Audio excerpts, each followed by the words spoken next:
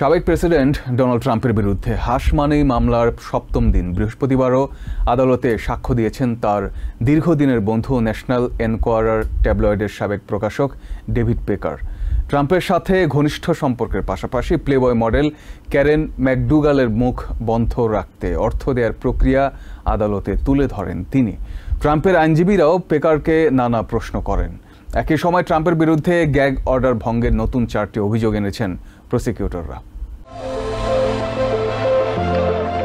বৃহস্পতিবার খুব সকালে ম্যানহাটনের মিডটাউনের পার্ক এভিনিউয়ে নির্মাণ শ্রমিকদের সাথে দেখা করতে যান সাবেক প্রেসিডেন্ট ডোনাল্ড ট্রাম্প। তাদের মধ্যে ইউনিয়নের সদস্যদের পাশাপাশি ইউনিয়নের বাইরেও অনেকে ছিলেন। সাবেক প্রেসিডেন্টকে নিজেদের মধ্যে পেয়ে উচ্ছ্বসিত হয়ে ওঠেন নির্মাণ শ্রমিকরা। এ সময় তাদের সাথে ছবি তোলার পাশাপাশি লাল রঙের হ্যাটেও স্বাক্ষর করেন ট্রাম্প।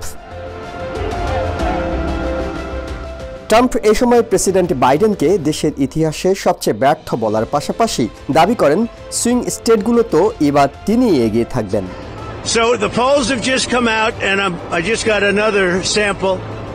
সাংবাদিকদের ট্রাম্প জানান, গ্যাগ অর্ডার ভঙ্গের মতো কোনো কাজ তিনি করেননি। উল্টো এই অর্ডারের মাধ্যমে তার কথা বলার সাংবিধানিক অধিকার কেড়ে নেওয়া হয়েছে।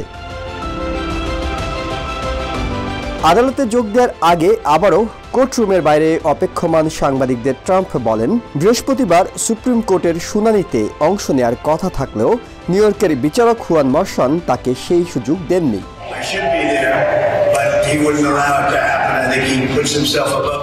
আদালত শুরুর পর নতুন করে ট্রাম্পের বিরুদ্ধে 4টি গ্যাগ অর্ডার ভঙ্গের অভিযোগ আনে ম্যানহাটন ডিস্ট্রিক্ট অ্যাটর্নি অফিস।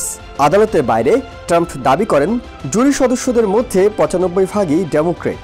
এছাড়া মাইকেল কোহেন ও ডেভিড পেকারকে নিয়েও কথা বলেন তিনি। এদিকে তৃতীয় দিনের মতো আদালতে সাক্ষ্য দিয়েছেন ডেভিড পেকার। তিনি বলেন, 2006 সালে প্লেবয় মডেল ক্যারেন ম্যাকডুগালের সাথে ট্রাম্পের সম্পর্কের বিষয়টি 2016 নির্বাচনের আগে ধামাচাপা দেওয়ার কাজ করেন তিনি। পুরো লেনদেনটি করেন ট্রাম্পের সাবেক অ্যাটর্নি মাইকেল কোহেন। এজন্য নির্বাচনে জয়ী হবার পর ধন্যবাদ দিতে 2017 সালে পেকারকে হোয়াইট হাউসে ডিনারেও আমন্ত্রণ জানান ট্রাম্প।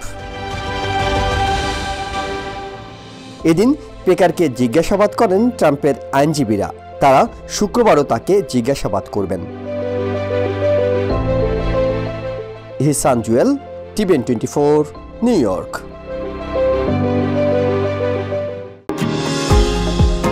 নিউ ইয়র্ক থেকে সম্প্রচারিত টিভিএন 24 টেলিভিশন বিশ্বজুড়ে বাঙালির কণ্ঠস্বর।